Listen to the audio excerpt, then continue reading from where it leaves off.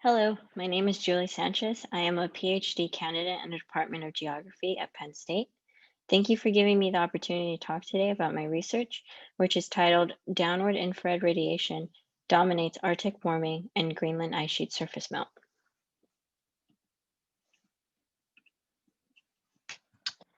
As the temperatures continue to increase, the Arctic is warming faster than the rest of the world, which is defined as Arctic amplification. The left image shows global temperature anomalies for 2000 to 2009. Global temperatures were on average about 0.6 degrees Celsius higher than they were from 1951 to 1980. Although, if you take a look in the Arctic, temperatures were about 2 degrees Celsius warmer than they were from 1951 to 1980. On the right hand of the chart shows in lighter blue the temperature change for the Arctic and how temperatures are warming the fastest compared to the global temperature.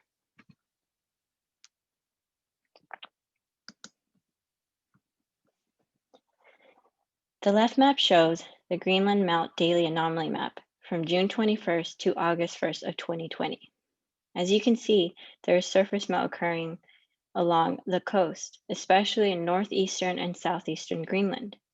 The middle image shows the sea ice extent for this past September, which was the second lowest in the 42-year satellite record. There are many important reasons to study the Arctic, such as wildlife who need the ice for hunting and shelter, Native people, such as 180 Alaskan Native communities, which have been identified as vulnerable to erosion, exposure of greenhouse gases, such as methane, which is being released due to the surface waters being exposed by broken ice, sea level rise due to Greenland ice sheet melt, and so much more.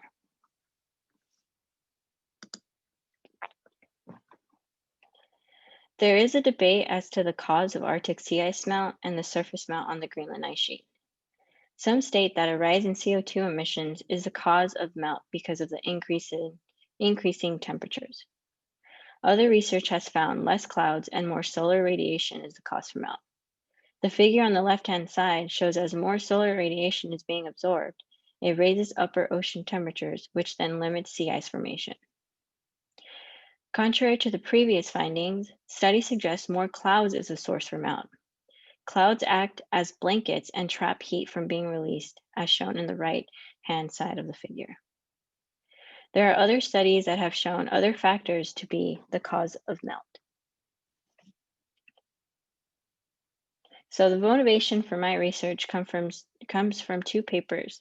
The paper by Screen and Simmons, 2010, which used the ERA interim data from October to January of 1989 to 2009.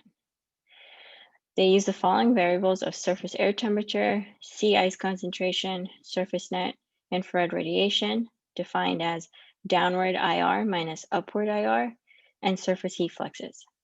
To understand which variables likely contribute to an increase in heat transfer from the Arctic Ocean to the atmosphere, they found oceanic heat loss is likely due to a combination of sea ice loss in the fall and winter and an indirect response to summer sea ice loss and increased surface ocean heating. Lastly, Lee et al. 2017 used the same data and time period as Screen and Simmons 2010, but instead examined the skin temperature instead of surface air temperature. The skin temperature can be readily interpreted in terms of the surface energy balance equation. They use downward IR instead of surface net IR in the surface energy balance equation, excuse me, to measure the incoming IR. And so what they found was the skin temperature trend in the Arctic is mainly due to downward IR trend and not the melt of the Arctic sea ice. They have other papers that further shows this increase in moisture is coming from the tropics, which shows why clouds are important to study. Which now brings me to my data and methods. I use the surface energy budget equation from Lee et al. 2017, as well as the ERA interim data.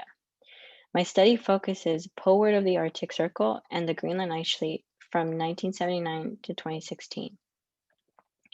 The goal is to determine what portion of the skin temperature trend, which you see on the left-hand side of the equal sign, is attributable to the trends of the downward long-wave radiation, the sensible and latent heat fluxes, net shortwave radiation, and the residual conduction, which are on the right-hand side of the equal sign.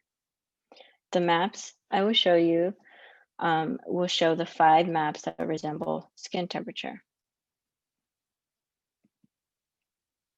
Here are my map results for the December trends. The 2 maps highlighted in the black box are showing skin temperature on the left and downward IR on the right. Both of these maps show spatial similarities and statistical significance, shown in dots, of heating in the Arctic and parts of Greenland. So what this means is downward IR increases the skin temperature trend in December. So more clouds and moisture is showing to be the cause. For maps C and D, which are sensible and latent heat fluxes, shown on the top right and the bottom left, have some strong signatures shown in blue, which mean the surface is warm and the atmosphere is cooler. Map E, which is residual conduction, shown on the bottom middle map, shows red statistically significant values, which likely mean there is ice thinning in these areas. Lastly, map F on the bottom right shows solar radiation, which has no data due to the time of the year. Due to time constraints, I won't be able to show you the maps for the rest of the months or season, but most do show spatial similarities between downward IR, and downward IR does increase the skin temperature.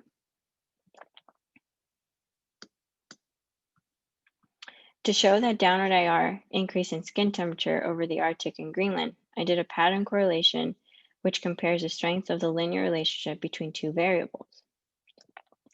Correlation values between skin temperature A to downward long-wave radiation B, sensible heat flux C, latent heat D, residual E, and solar radiation F. Skin temperature and downward IR have a pattern correlation of 0.9 in the months of January, February, April, November, and December, decreasing to 0.8 in March, May, September, and October.